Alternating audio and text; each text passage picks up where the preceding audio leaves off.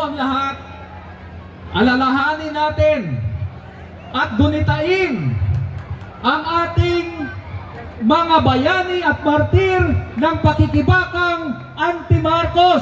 Mabuhay ang mga bayani at martir ng pakikibakang anti-Marcos! Pakikibaka laban sa martial law at diktadura. Alam niyo po, itong nararanasan natin wala sa kalingkingan ng naranasan ng ating mga martir at bayani. Kaya po inaalala natin sila sa pagpapatuloy ng ating laban para sa tunay na kalayaan at demokrasya. Ngayon po ginugunita natin ang anibersaryo ng pagpataw ng Batas Militar, September 21, 1972.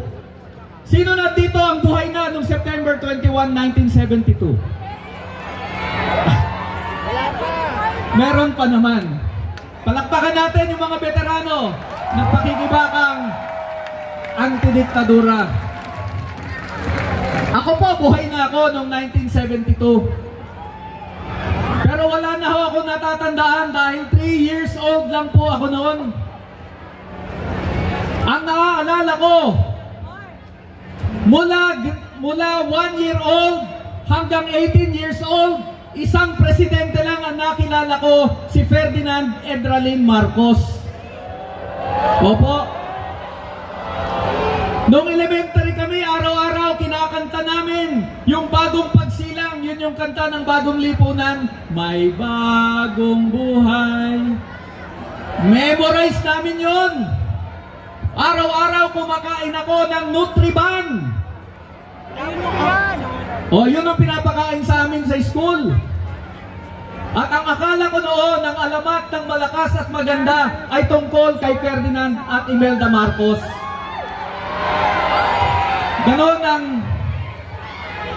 Ganon ang brainwashing na ginawa sa aming mga kabataan noon. Kasama ako sa milyong-milyong kabataan na nalinlang ng slogan na sa ikauunlad ng bayan, disiplina ang kailangan. Yon ang slogan ng matandang Marcos. Pero, alam nyo ho, bilib na bilib ako kay Marcos noon, iniidolo ko yan eh. Kasi pag nag-speech yan, pag nagtalumpati, walang binabasa, extemporaneous. So ang feeling ho namin, ang tali-talino ng taong ito. Pero may nangyari na nagbago yung aking pananaw.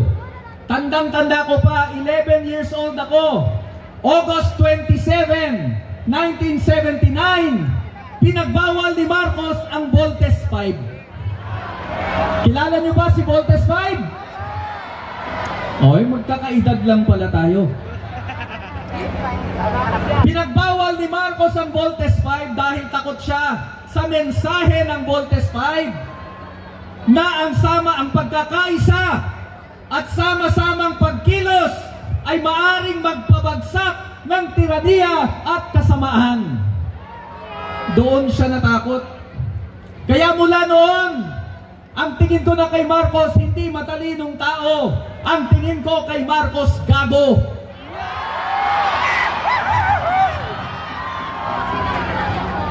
Gago. Pero nyo, ang dami nang bawal, pati cartoons, ipagbabawal mo. Anong klase kang leader? At mula noon, nagbago na ang aming pananaw kay Marcos. Later on, naintindihan namin na si Marcos ay hindi lang simpleng gago. Siya ay diktador. Siya ay pasista. Siya ay magnanakaw. Siya ay tuta ng mga kano. Kaya sumama tayo sa pagpapatalsik kay Marcos 1986. At matapos siyang mapatalsik, taon-taon sa araw na ito, inaalala natin ang kadiliman, ang kataksilan na hinasik ng mga Marcos sa ating bayan. At sinasabi natin, never again! Hindi na mauulit yung mga pagpaslang, yung mga pagdudukot at sapilitang pagkawala, yung napakaraming paglabag sa karapatang pantao. Never again! Never again! ang pagnanakaw at pagwawalda sa kaban ng bayan. Never again ang pandarambong sa ating ekonomiya at likas yaman ng mga nasa poder, kanilang mga kamag-anak at kanilang mga kaibigan. Kaya napakahalaga na ginugunita ang araw na ito, lalo na ngayon nakabalik na sa Malacanang ang mga Marcos. Kung ang tatay ni Marcos doon pinangasiwaan ang diktadura at martial law, ang anak niyang si Bongbong Marcos pinangangasiwaan ang terorismo ng Estado laban sa ating mamamayan. Mamayang susunod na mga magsasalita, maririnig natin ang tumitinding kaso ng mga pagpaslang, extrajudicial killings, mga pagdukot at sapilitang pagkawala, ang paggamit ng gawa-gawang kaso para arestuhin, ikulong ang mga aktivista at kritiko ng gobyerno. Maririnig natin kung paano patuloy na ninanakaw ng mga opisyal ng gobyerno ang ating pera. Pero hindi lang si Marcos ang ating sinisingil sa mga bagay na yan. Hindi natin kinakalimutan ang mga Duterte. Maraming kasalanan ng mga Duterte na hindi pa rin pinapanagutan hanggang sa kasalukuyan. Kasama na yung extrajudicial killings, libo-libong mga pinatay sa ngalan ng war on drugs and counterinsurgency. Ano ba dapat gawin natin kay Rodrigo Duterte? Anong gagawin natin kay Rodrigo Duterte? Kay Pato de la Rosa? Kay Bongo? Kay Sara Duterte? Pananagutin din natin si Sara Duterte sa EJ case at yung kanyang pagwawaldas at pagnanakaw ng kabangyaman, yung kanyang daang milyong confidential and intelligence funds. Kaya po mga kasama, nandito tayo para sabihin na hindi pa tapos ang laban. Ang paglaban sa pasismo, ang paglaban sa panunupil at karahasan ay nagpapatuloy at bahagi ng ating paglaban para sa kalayaan at demokrasya.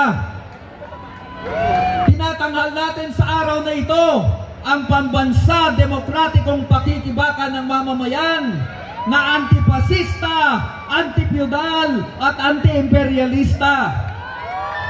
Sa pamamagitan ng pakikibakang yan lamang, mawawakasan natin ang pasismo ng Estado, ang pagpapakatuta ng gobyerno ng Pilipinas sa imperialistang dayuhan at may pagtatagumpay ang tunay na kalayaan, demokrasya, hustisya at kapayapaan. Kaya mga kasama, tuloy ang laban, mabuhay ang pambansa demokratikong pakikibaka ng sambayanan. Magandang hapon po sa ating lahat. Maki!